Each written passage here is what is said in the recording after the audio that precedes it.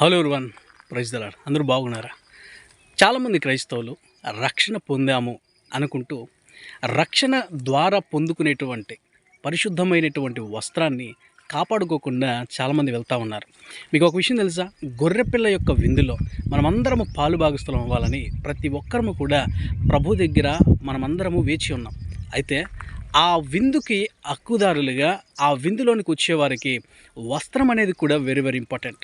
వస్త్రము పరిశుద్ధతకు సాదృశ్యం. పరిశుద్ధుడు క్రియలను బట్టి నీతిమంతుడిగా ఎంచబడుతూ ఉండాలి. నీ సత్క్రియలు అనేటువంటివి కనబడుతూ ఉండాలి.